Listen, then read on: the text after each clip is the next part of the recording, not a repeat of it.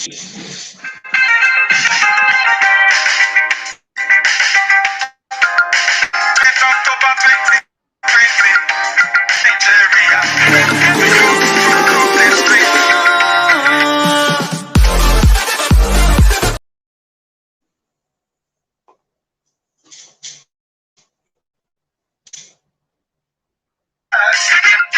they were asking was answers now. All they were saying was no to police brutality. All they were asking was no to bad governance. All they were saying was no to bad leaders. Our lives matter in Nigeria. Lekki massacre, brutality, guns and blood. Working with Ministry of Colonialism, brutality, guns and blood. To suppress and oppress them people, brutality, guns and blood. So they can loot and corrupt them nation, brutality, guns, kill a bed, kill a bed, kill a Jew. Kill a bed, kill a bed, kill a bed, kill a Jew. Who controls the military? The president. Simultaneous arrangement with unknown soldiers. Government refuse communication with their citizens. The only language they know is brutality, guns and blood. Same way in Zimbabwe, Zimbabwe lives matter. Same way in DRC, Congo is bleeding. Same way in Cameroon, Anglophone crisis. All over Africa is pains and sorrows. Our lives matter in Africa. Good afternoon, everybody throughout the world. I remain yours, Kumo Africa, presenting from the top radio TV South Africa. So I'm welcoming everybody live on the African Portal Radio TV South Africa. Today, we are going to be discussing a very interesting topic. But before we move to our program today, so I welcome everybody. I say, Saubonani. To those who are in South Africa, I say Abarisa Muchana. To those who are in the eastern part of Africa, I say Salamu Alaikum wa Rahmatullah. To northern part of the Africa. Also, coming back to southwestern part of Africa, I say good afternoon to you all. I say Eka Asao if you are from southwest of Nigeria. If you are from northern part, we say Inaoni. So I greet everybody by saying good afternoon if you are in the morning in the outside the continent. I mean outside Africa, I say good afternoon to you. If you're in USA, I say good morning. If you're in Brazil and every part of the world, I remain yours, Kumo Africa, a radio presenter at the African Portal Radio TV, South Africa. I'm also welcoming our guest for today, who is going to be doing justice to our program, to our topic of discussion today. So I remain yours. So if you are on Facebook, you can just join us on the African Portal Radio TV International on our Facebook, like the page, then you will see us live on our YouTube channel, the African Media House. So that is where you can subscribe. Then you can watch us live on this program. I say, I welcome everybody who are watching us live from South Africa, outside South Africa, outside the continent of Africa. I say, thank you for watching the African Portal Radio TV, South Africa. So also I'm welcoming our guest lecturer to the topic that we're going to discuss today. Is what is happening in Africa, is what is affecting the Africa, is what we need to do solution, or to find the solution to, is what you and I is that is having a kind of great impact in our life.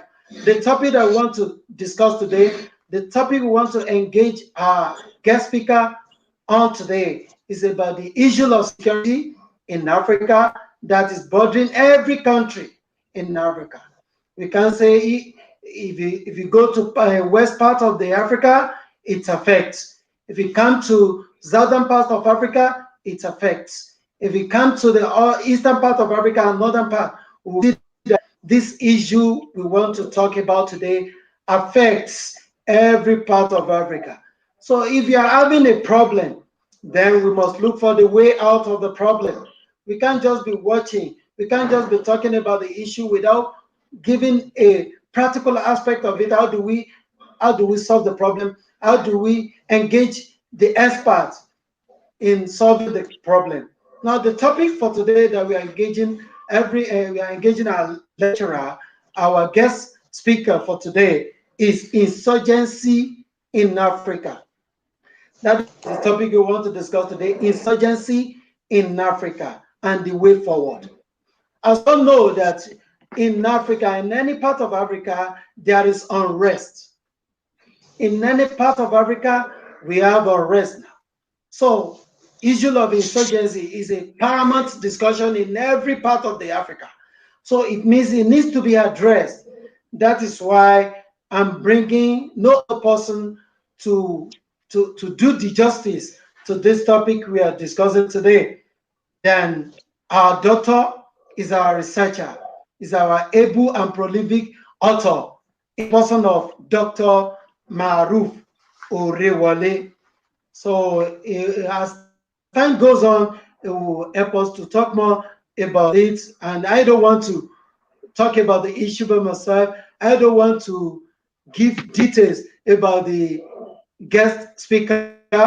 So I want him to talk about it by himself, to give detail about himself, so that people can understand better about who the person, who the guest speaker is for today's topic: insurgency in Africa, the way forward.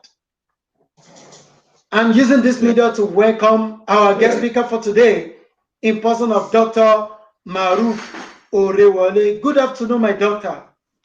yeah, good afternoon, everyone from every part of the world.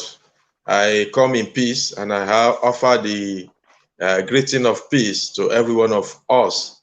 So, good afternoon, good morning, and good evening, everyone. Assalamu alaikum. Okay, walaikum salam. Good evening to you, doctor. As you've rightly said, you said you come in peace. As we all know, frankly speaking, that in Africa, we are the peace is being dealt with. We are having a kind of unrest in Africa. Unless we want to be deceiving ourselves, unless the leaders of Africa want to be deceiving us by saying Africa is in peace. We all know by ourselves that Africa is getting out of hand. We need to tackle this issue. We need to solve the problem of the unrest in Africa. We need to solve the problem of insurgency in Africa. That is why we invited our guest speaker today. So also before our guest speaker moves on, we pass a kind of we say sorry for coming late on our program. It was due to a kind of a circumstance beyond our ability. So we say sorry for keeping all our viewers, all our listeners, for keeping them waiting. It's not our usual habit to be delaying our programs, but due to that circumstance, we thank God that we can still hold the program. So, in the light of this, I will firstly ask our lecturer so that we will know where we are coming from, then we'll know where we're going to. Who is Dr. Maruf Orewole, if I may ask? Yeah, Dr. Maruf Orewole is a student of knowledge who believes that learning is from cradle to grave. A Muslim of African descent, specifically from Ile-Ife, the cradle of Yoruba race, southwestern part of Nigeria. I'm a researcher with the National Center for Technology Management, Federal Ministry of Science and Tech, Orewole University, Nigeria. I'm a researcher and I contribute to political discussion also on global issues and other issues affecting the use of science and technology, environmental issues, many other things. Yeah, for you. Okay, if I got you right, when I was reading your excerpt, I saw something relating to the fellowship. I mean, the you won an award. I want you to just shed more light on that. How did you win that award? What happened? In the light of, we have different races in the world. I mean, I'm talking about, if you know what is going on in the world, we are talking about it. I mean, different colors.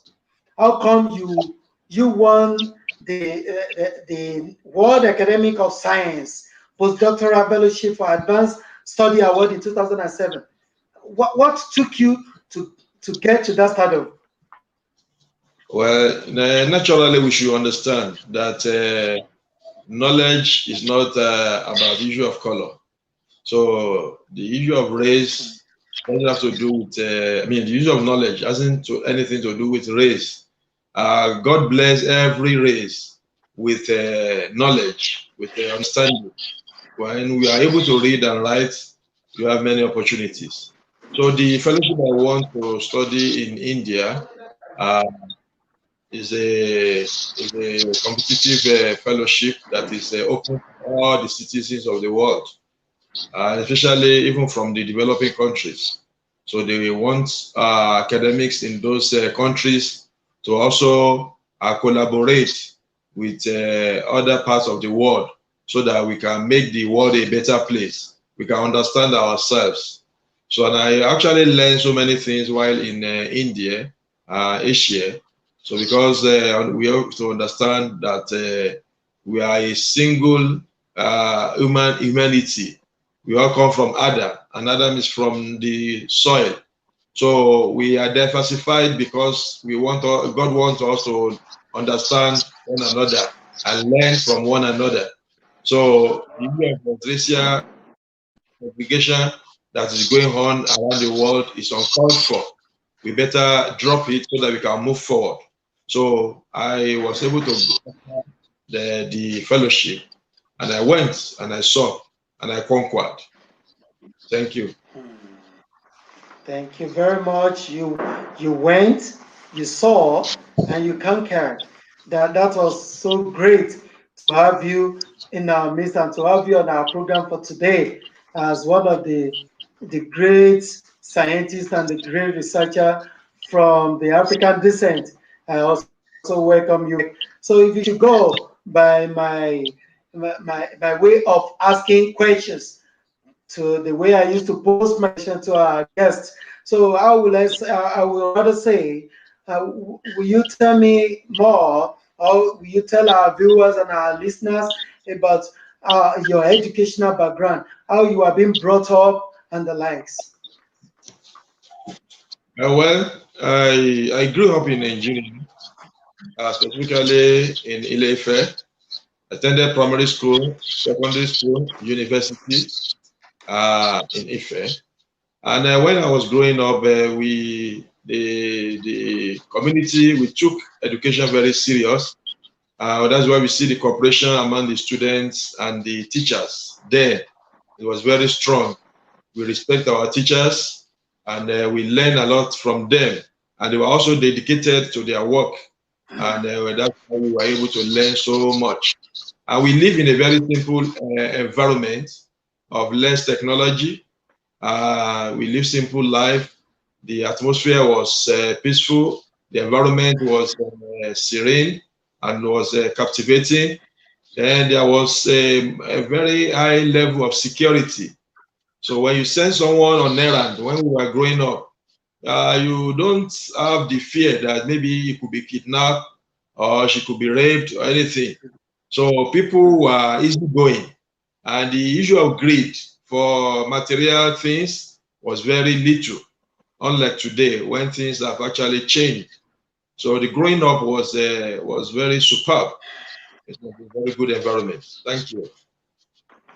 That was nice. So you made mention of something that when you were growing up, when a child was sent on errand, so he won't bother or she won't be scared of anything because there was a tight security. No need to be scared of anything.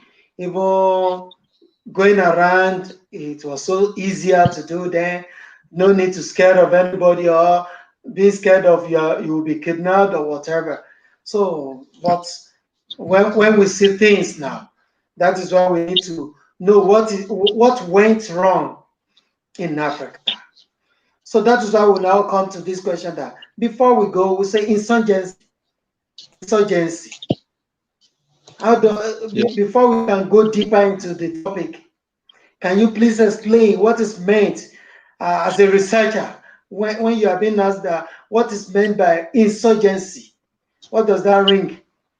Well, insurgency, well, let us go away from the dictionary meaning. So, insurgency yeah. about a protracted political military struggle that is directed towards subverting or displacing the legitimacy of a constituted authority. So when a group of people gather together and they want to displace the constituted authority, we call such an act an act of insurgency. And it may not be constituted authority at times. It could be an occupying power, because when another set of people imposes themselves on a community or a country or a state, those people, they may want to actually rebel against such occupying power. So when they form alliance and they resist such occupation, it could be termed insurgency. So the major aim of insurgency is to control power, or to control some set of people, or to control a territory, or at times to control resources that is available in such territories. So when people gather together or they constitute themselves into a group that want to revolt against constituted or occupying power in order to gain access to those resources, it could be termed insurgency. So quite understandable that insurgency can be occupying a power, in my own summary, that controls certain territory, or you have an access, controlling an access, maybe a resource in a particular place. So that is when it can be termed in insurgency. So if we should go away from that, then we move forward and discuss what does to be an insurgent. Because when you're talking about that insurgency, we must know the root. That how do you become an insurgent? Well, an insurgent is a person that actively or deliberately participates in the act of insurgency. So with a predetermined objective.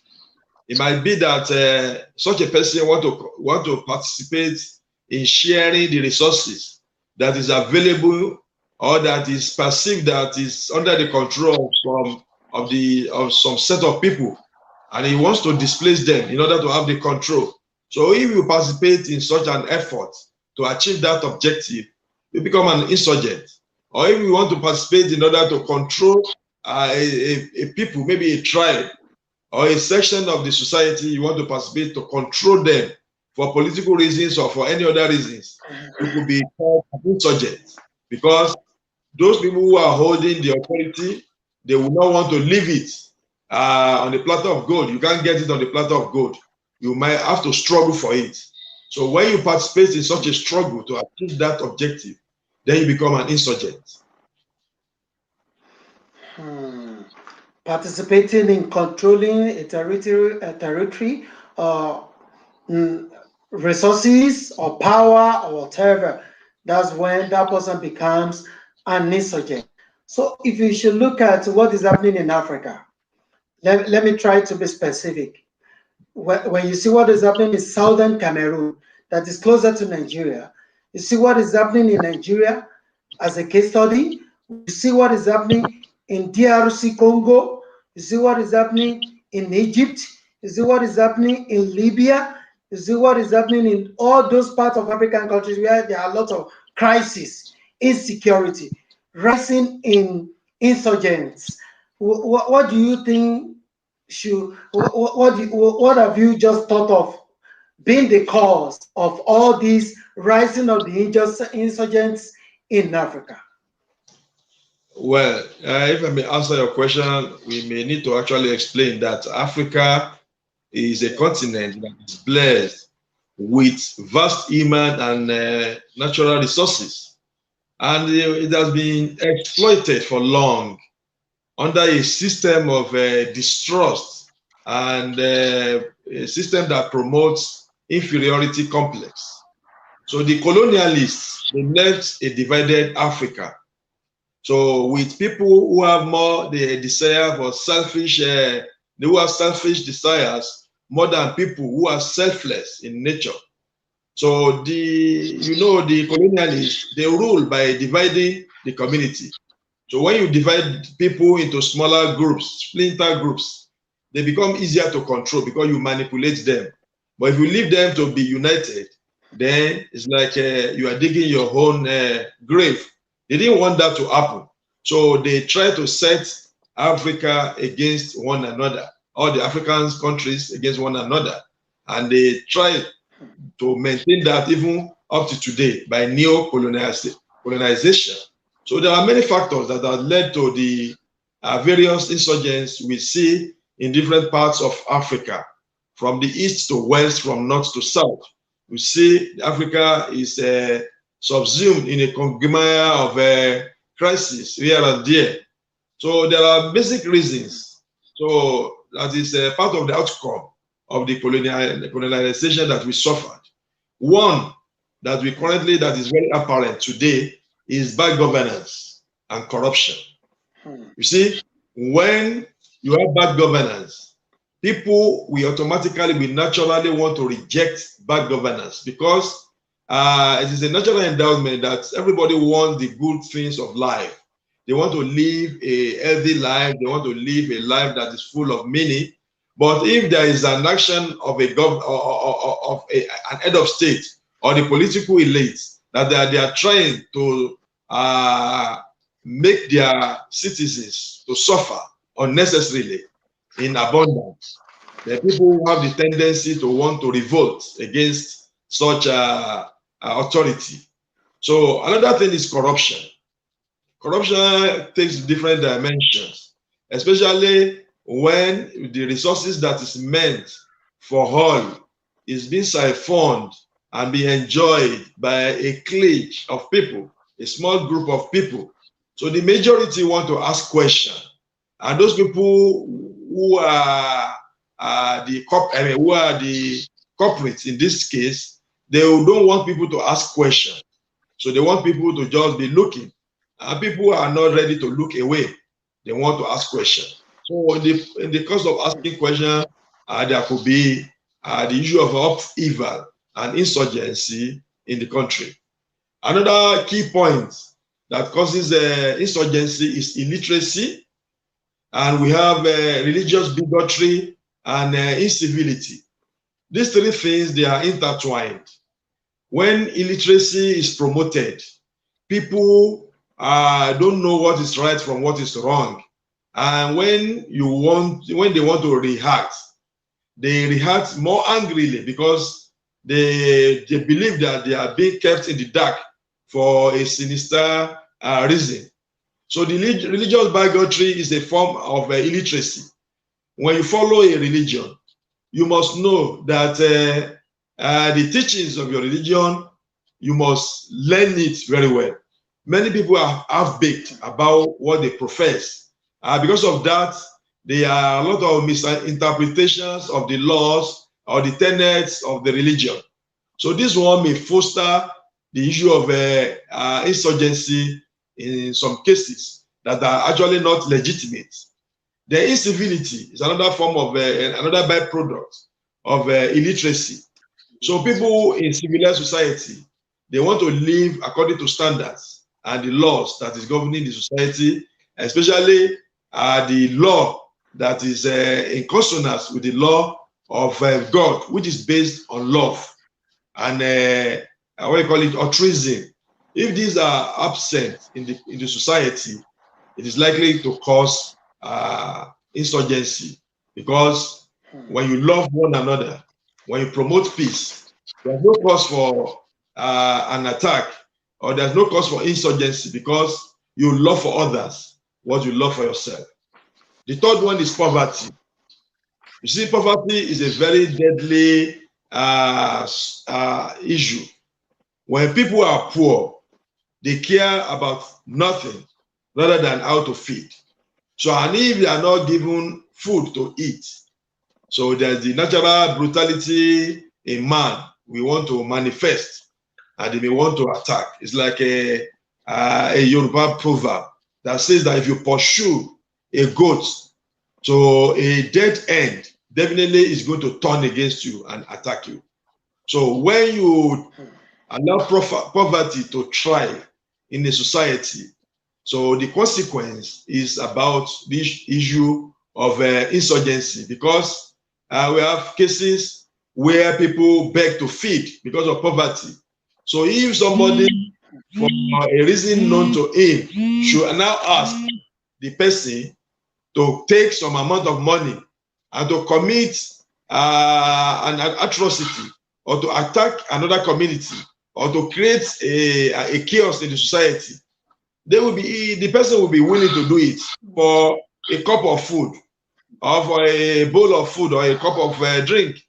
So all these are causes of insurgency. Another one is the injustice, social injustice in the society, and the violation of human rights.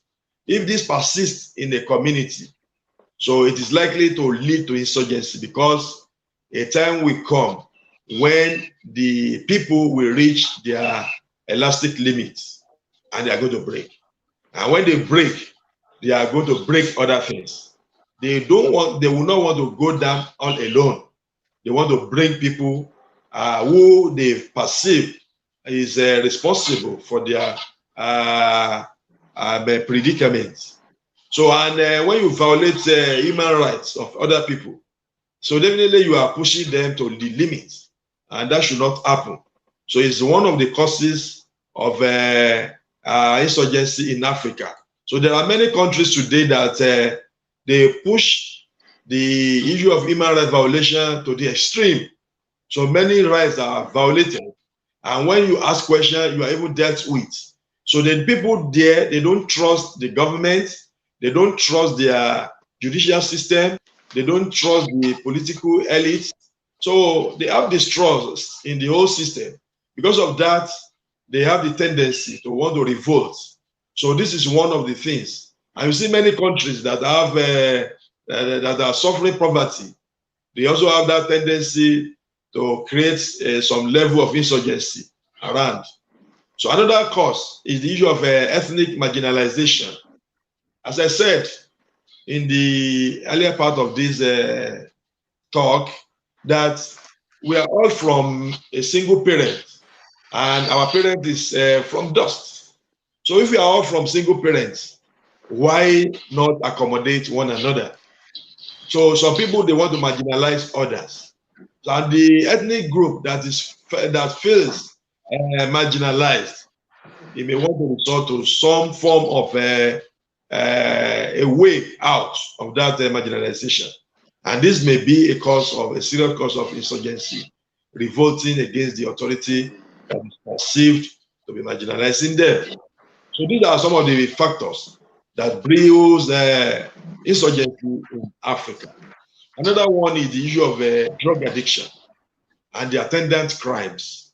You see, when you allow drug intoxicants to thrive in the society, so you are actually you are calling for chaos. So because any person that is on drug is out of control of his own senses. So they can manipulate things, they can be manipulated, they can do a lot of things. So and when you allow intrastate conflicts to actually degenerate, so it's going to bring about a greater upheaval and insurgency in the country. Another issue is the proliferation of arms and ammunition. So because of our porous border in Africa, lack of grip on our border, and in some cases when you have understanding, bilateral or multilateral agreements on free trade zone and free movement of persons and properties across borders.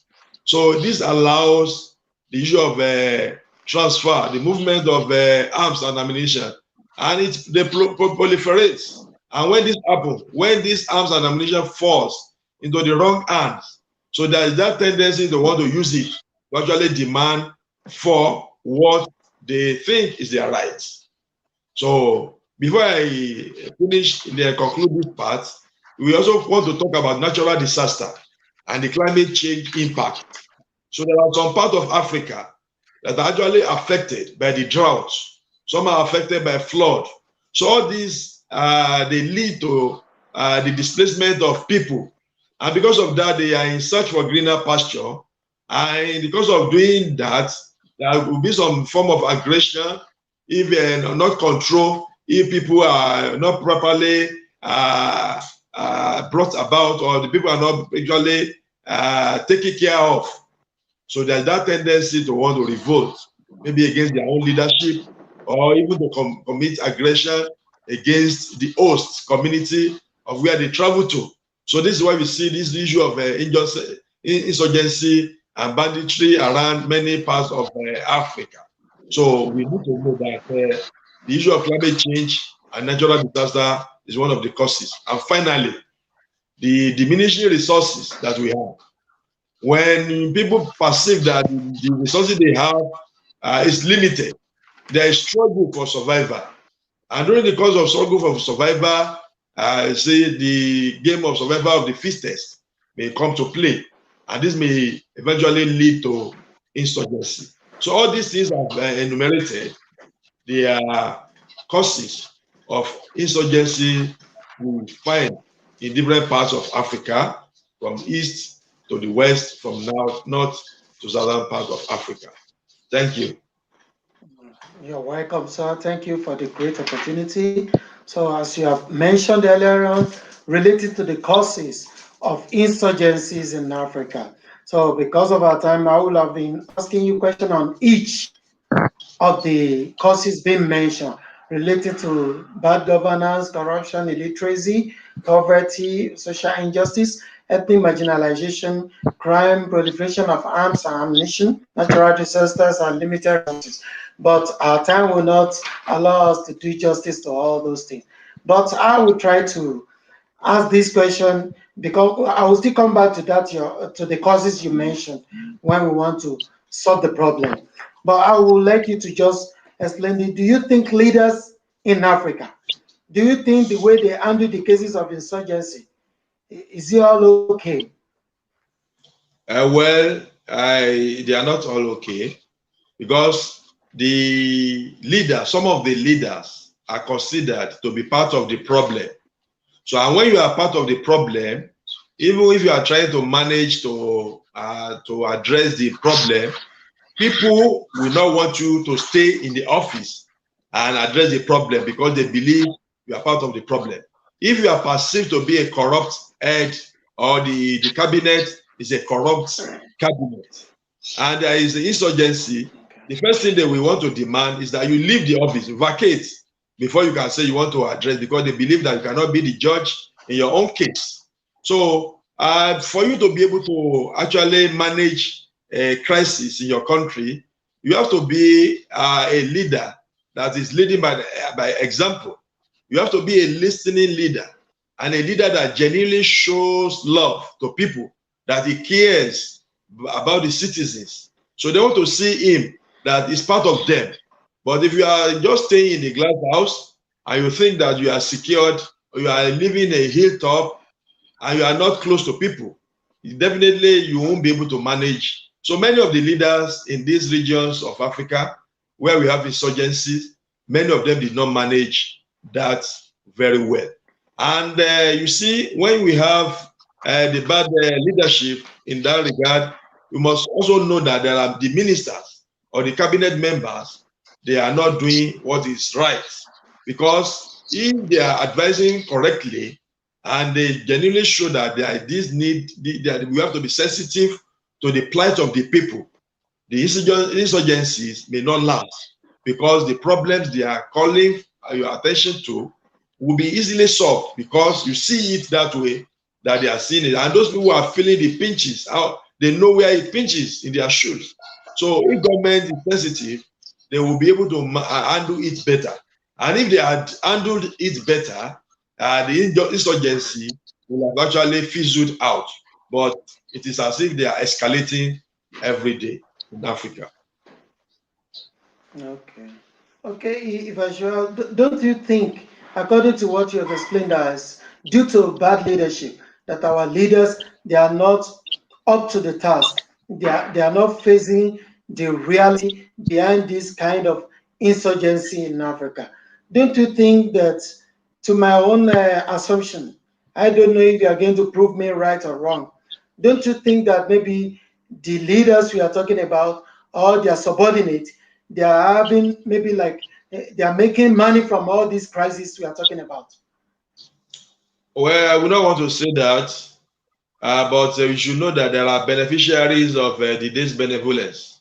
Many people benefit from crisis, so and they want to sponsor crisis because in it, because of corruption, they embezzle money, they allocate resources to fight the insurgency, and they divert the money. So instead of addressing the root cause of the problem, you are addressing the branches, and that will not work.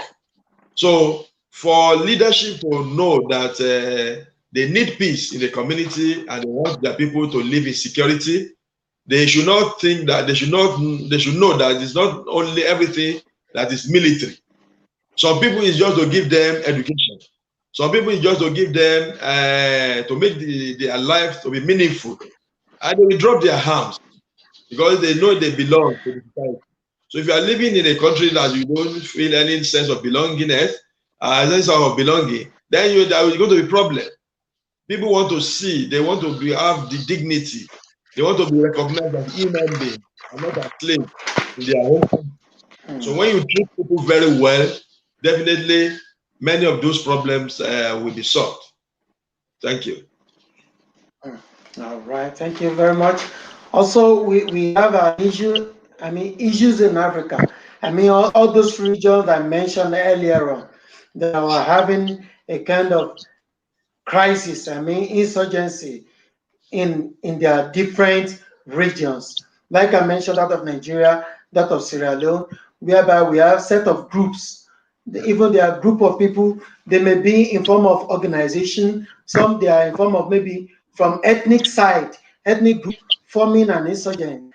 So what do you think would be, how do you call the attention of these people? How do you make them to realize that no, that won't be the solution to the problem? What do you think is your advice to those?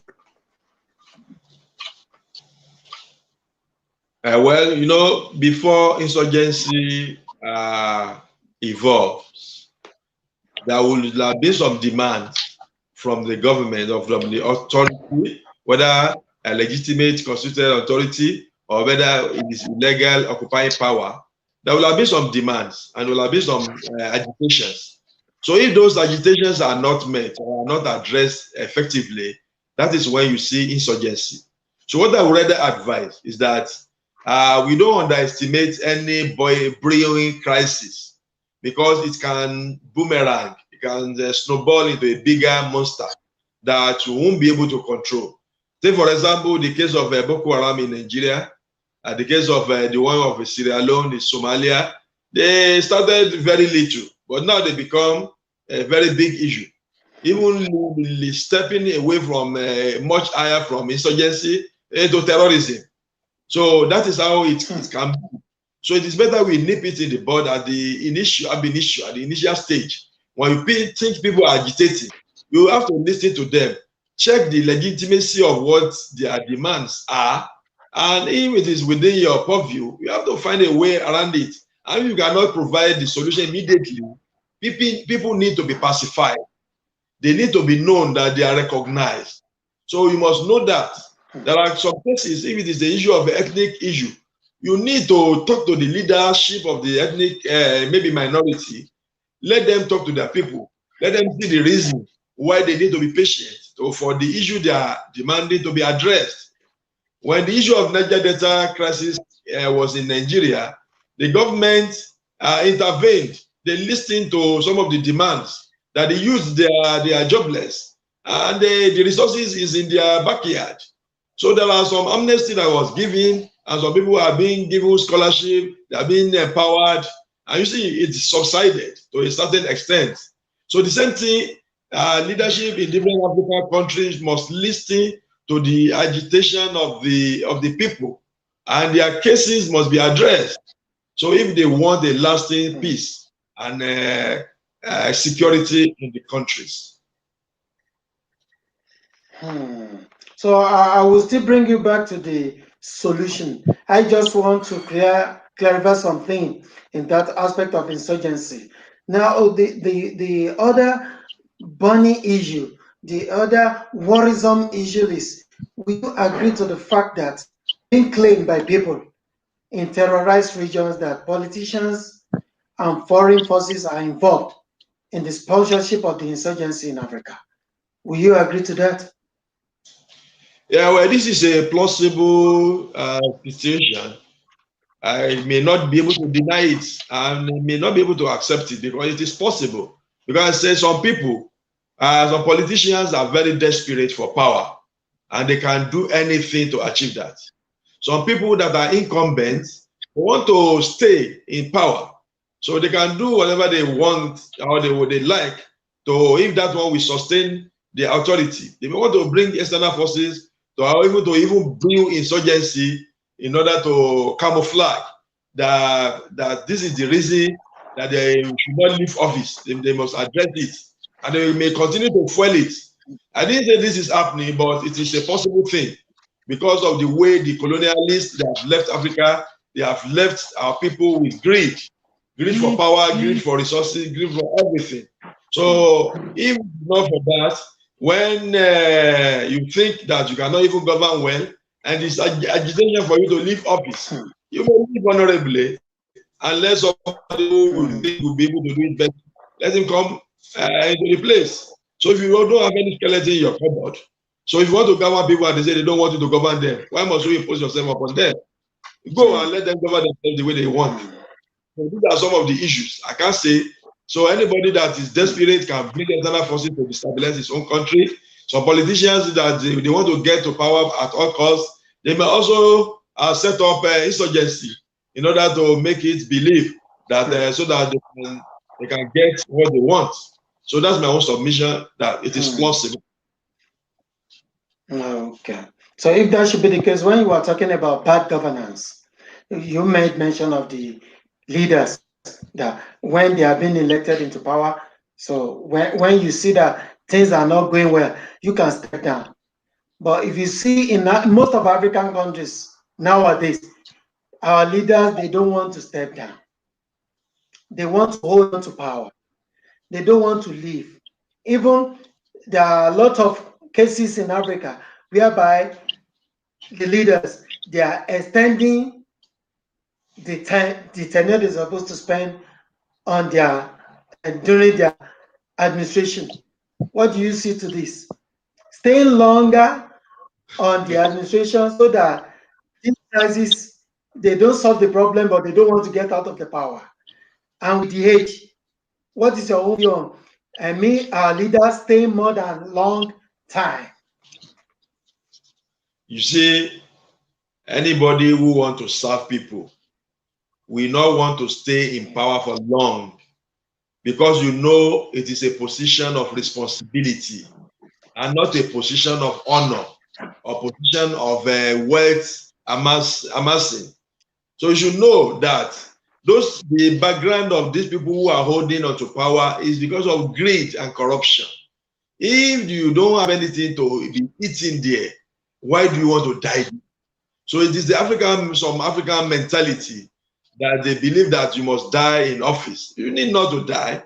If you want to serve people, if you have served them for 1 term or 2 terms, that should be enough. You must be planning your exit. The day you enter the office, you should plan your exit. I'm going to leave this position one day, either by death or by completion of the tenure. So, but some people, they didn't want to face the reality, and they want to continue to postpone the day of their exit. So if they don't exit honorably, then they will be exited dishonorably. So I want to advise all the African leaders that they should know that the position they are occupying is a position of responsibility. And as a Muslim, I believe that when you are made a leader over even just 10 people, you are accountable to them before God. You must not deceive them. So not to talk about you are now being a leader over millions of people and you are deceiving them, you are trying to manipulate them, then it means your reckoning will be very long and tedious on the day of judgment. So, and those people who don't believe in the day of judgment are mostly involved in this type of attitude. If you believe in the day of reckoning and you know that you are accountable on every citizen, they will rather not take the office in the first place. Let us learn a lesson from one of the leaders, Muslim leaders, Umar. He will not sleep because when he became the caliph, he will be wandering around the city looking for people who have challenges in order to help them solve it. And he used to say before he sleep that, oh, how will your reckoning be? He said that even if a donkey will have his leg broken, that you are answerable to God. So that means you have to pave the road for donkey to move. So what are our leaders doing to human beings today? They are humiliating their citizens, which is not right. We need to change. So do not die in office. Complete your term in good time and leave the office for other people to take their own reckoning. Thank you so much. You're welcome, sir. Thank you for the advice. I hope our leaders are listening and their subordinates also they are listening. So they must say the fact. They must take the bull by the horn and solve the problems we are facing in Africa before it's too late. Thank you for that. So let's move to the next question so that we know what to do about all these kind of insurgency. Let's take Nigeria, where you come from, as a case study. You see what is happening there? You see the rate at which those insurgents are spreading over part of the country. So what do you think can just let me just put it, I'm just putting it to you that okay, the solution to the problem of insurgency, a case study of Nigeria, now covering other African countries too. But we start from that place, then we go to other countries. What would be your suggestion? I mean, the way out to solve the crisis we are talking about. If we must stop insurgency in Nigeria and Africa as a whole, we need to take the bull by the horn. The underlying factors that are causing this insurgency should be addressed. The issue of poverty, the issue of bad governance, the issue of illiteracy, the issue of so all these factors that I mentioned earlier, we need to address them one after the other. People marginalization, social injustice, interstate conflict, the issue of ethnic marginalization, the issue of natural disaster. We need to address them. Take for example now, Nigeria share part from the Sahara Desert. When you call a place a desert, it means that some crops may not be able to grow very well in that place. So as a result of that, the government need to put in place measures that will keep the citizens alive, that will allow the citizens to actually feed, to live a happy life without necessarily migrating from that region. We have seen some countries of the world that are established in a desert. They are living far, far, far in a better life. There are many people who are living in thick forests. So if their own country can transform their own desert to an habitable place that everybody wants to go, why can't our own government try to make the desert an habitable place for all, so that people will not migrate anyhow without anything unnecessarily? So the issue of poverty, when people don't learn, you don't make it compulsory for them, and you don't encourage it or promote it, or even that those people who attend school are well educated, they are having peanuts. Why those people who are illiterate because of a crime, they are living big. We are not helping the situation. Nigeria, we are on the African continent, we have to rethink. Some people now, they will dance, or they will participate in entertainment, or they will participate in some leisure activities. Even if they want to be rewarded, even by government, they will reward them in big form. They give them millions. But when somebody achieves academic excellence or he made a breakthrough in an innovation that will solve a problem of humanity, they don't encourage. They don't give them. They give them from some form of ridiculous money. So we are misplacing our priority. Until we get our priorities right, that is when we have a better governance and all these problems that are highlighted earlier. And when they are solved, then we won't have problem. Take, for example, the proliferation of arms. If you have proliferation of arms, and you have borders, and you have border patrols, you have immigration, you have custom officers, then you are not deploying the right technology, or you are not deploying the right people. Because if you have the best technology and you have the worst set of people, it is the same thing. You are back to square zero. Because there won't be any achievement. Because a society, the greatness of society depends on the people that are there. When you have dependable people, people of dignity, the country will move forward. The African nation will move forward. But if you try to put the wrong peg in the right hole, there will be problem.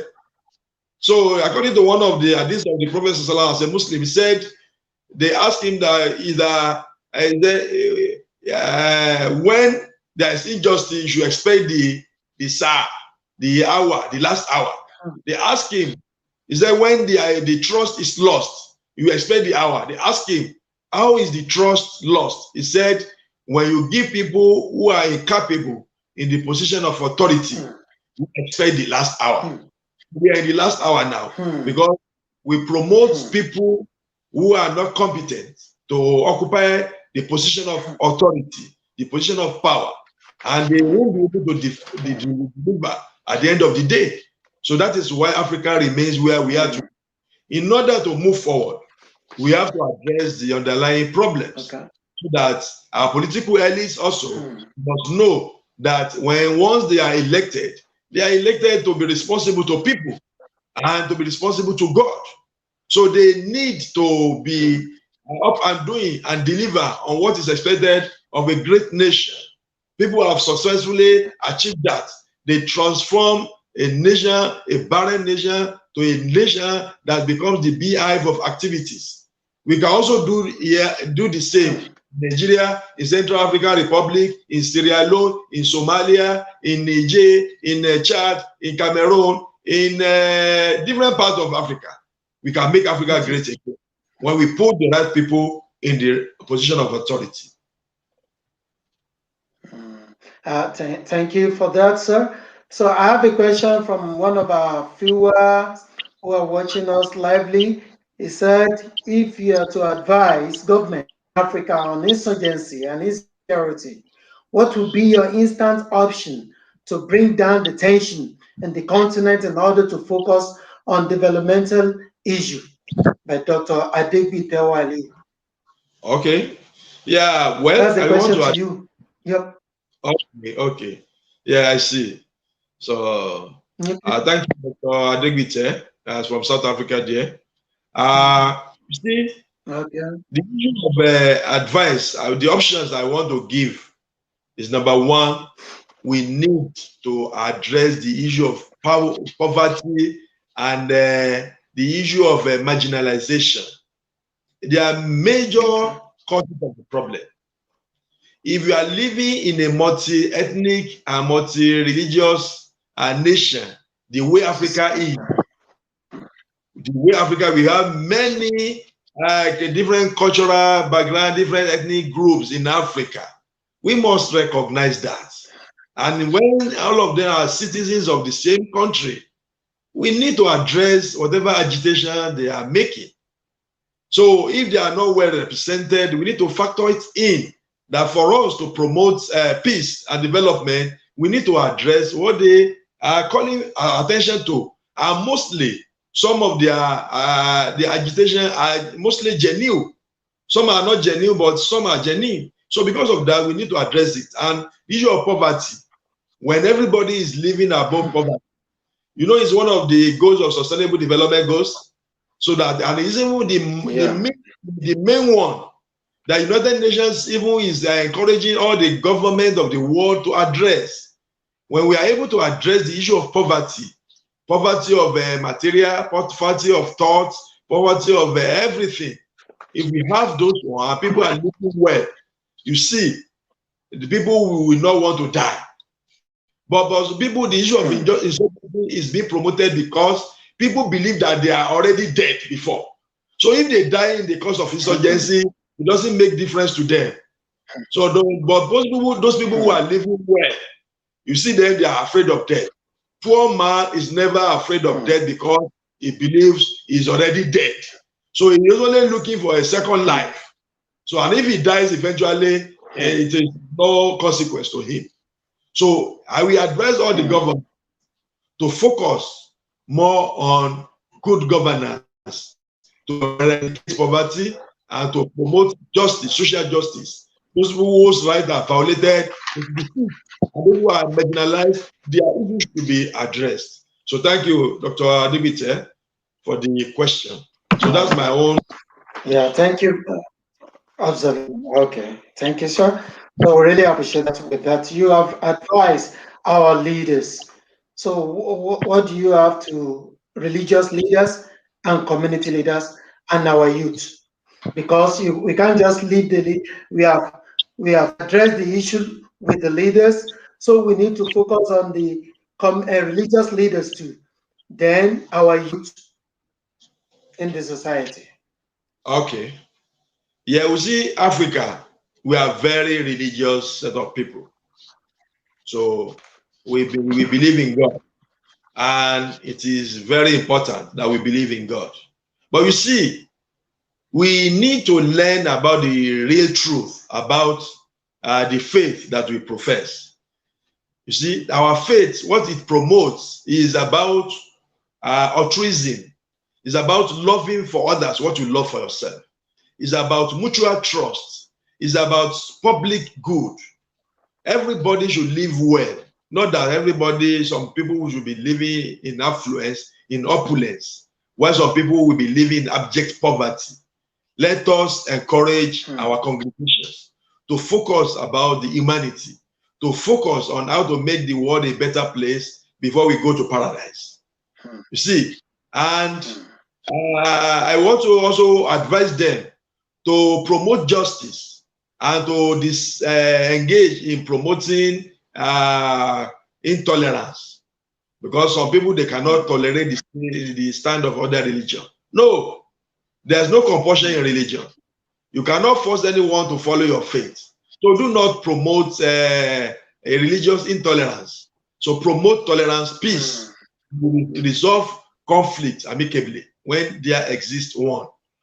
The same thing, there is intra-religious crisis. There are many sects among different religions. So that if it's not well, and if the crisis or a misunderstanding, or they should address them. They should not be a bigot. They should not be a bigot. All of them should try to understand from the point of view of others. A truth can be more than one at times, in some cases. If you write letter 6, you stand at one end. It is 6 to you. The other person that is looking at it from the other end is like 9 to him. So it is only when you change position that you understand the point of view of the other person that is calling the figure 9. To the politician, I want to advise them to embrace good governance. They should not stick to what they think or what they learn in school. They need to scout for knowledge. They need to know how different countries of the world that are progressing, how are they doing it. They tap from different sources of knowledge and they aggregate it, and they have an ideology of a good governance, and they promote it among people. So they should not be staying in glass house and be throwing stones. So they should not believe that because they are elected, they have become a demigod. It's not like that. They are people's representative, and they should represent them well, and they should give them feedback, and they should also foster love among the people they lead. You don't belong to the same political party, it doesn't mean you should sponsor people to go and attack your opponents. You have different ideological views. You tolerate one another, and you know that anyone that is that wins, you have to accommodate the other. That the loser. That is how life goes. You don't need to be making jest of them. And the issue of principle of winner takes all. You have to be magnanimous, even in victory. Then the youth, I want to advise them. They should follow the path of education. Learning is light. Learning is light. When you learn, you know some things better than those people who are unlettered. So then you have to be civil. Civility is very important to this the youth of today. Most of them, they are not civilized. They believe that they can do anything and get away with it. You see, that's why you see the issue of gangsterism, cultism, and so many things they are spreading across Africa like wildfire. The elders, the community leaders, their own role is to curb, to advise, to guide. So these people, they don't know what they are doing. So you don't leave them because you think that they are adults, they are over 18. No, you still need to guide them. And the greed for worldly materials, it should be minimized. They should advise them to minimize it. Because no one that died and took his mansion along, everything that you struggle for, you leave it here. So why must you kill before you become rich? Why must you be a ritualist? Why must you kill others? Why must you embezzle? Why must you do a lot of things? So then they have to be peaceful. Even in making their demands, they have to be peaceful. They should not be destructive. Now some people, they destroy public properties because they are making demand from government. So if government has seen to their demand, what happens to the money, the destruction they have caused? So they have to be civil in everything they do. So I advise the youth of Africa to rise. The hope of the future lies with them. And they need to be the torch bearer. They should take up the torch now and march forward and lead the world. The whole world is focusing Africa because they know the future lies in Africa. We have the resources. We have the green. We have the landmark. We have everything. So God bless Africa. Thank you so much. Amen. Thank you, sir. Really appreciate it, Doctor. Thanks for the knowledge being delivered, the knowledge being given without any cost to everybody to learn from that. So may you be increased in knowledge. So to our viewers, so this will be the end of our program on the African Portal Radio TV, South Africa, Pretoria. So we say thank you to our doctor, who happens to be our guest speaker for today's topic, Insurgency in Africa and the Way Forward. If you have been following us on this program, you will have seen that Doctor has explained a lot about the causes of this and the solution to the problem we are having in Africa.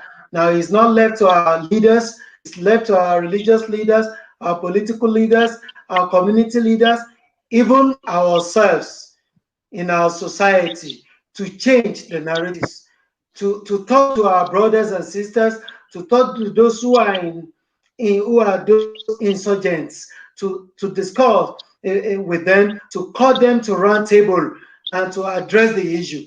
So sometimes work cannot bring out the solution to problem.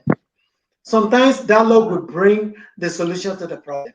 So what we need in Africa is that we need to study the people we are governing, the people we are controlling, the people we are managing in Africa. If we can understand ourselves, then that is when we can solve the problem we are facing in Africa. I think with this, our leaders, they must realize that they are not governing animals, they are governing human beings. So they must listen to us, they must sit with us, they must talk with us, and they must get to know that their position where they are today is not permanent. They can leave at any time. If it's okay, if they say, oh no, nobody can leave them, have they forgotten that God is there to remove? That is the point they need to be thinking about every day, that If you are so powerful to the extent of saying nobody can remove you, just think of somebody who created you. That person can remove you from that position you are. So that is why that is just a little bit to our leaders and to we youth, as our daughter rightly said. Let's listen. Let's gain. We need education, not just going to school. We learn from the situation happening around us. We learn from elders. We listen to them. That is how we can sort out the problem in Africa. So with this, we'll come to the end of our program, and we really appreciate our Dr. Maruf Orewole, who has been doing justice to the topic given. We say thank you very much, and I hope next time if we invite you, I hope will you be able to respond to our invitation. God willing, I'll be willing. Thank you so much for having Yeah. me. You're welcome. Thank you. Thank you very much, sir. We do give time. Okay, maybe do you have anybody you want to say shout out to before we round up the show? Well, I want to greet let me start from my DG, my engineer, Professor Okwoma, the DG of National Center for Technology Management, and all the entire staff, and all Nigerian citizens, and all African citizens, those who are at home and those who are in diaspora, and also all the citizens of the world, the humanity. I want to greet you all. Say, Salamu alaikum wa rahmatullahi wa barakatuh. Thank you very much. We really appreciate you for coming. Also, I say thank you to next week that we'll meet for another program. And remain yours. I say Africa is our focus. It's mine and it's you. We need both of us. We need to do something to Africa to be great. It's not people outside that will do the problem to solve the problem for us, but it's within us. It's among the African people. We are the one that know the problem. We are the ones to solve the problem. I remain yours, Kumo, Africa. Till next week, that will bring you another episode of Voices in Africa. I say bye for now. Bye bye. What is wrong with Africa? What's wrong with us Africans? What's affecting Africa? Where is Africa heading to? When will Africans wake up? What's hindering African unity, prosperity, and progress? Why are we allowing our culture to be detected, distorted, and ruined? Why are we allowing our brains to be stolen? Why are we misinformed, miseducated, or misled by propaganda? Where is egalitarianism in Africa for Africans?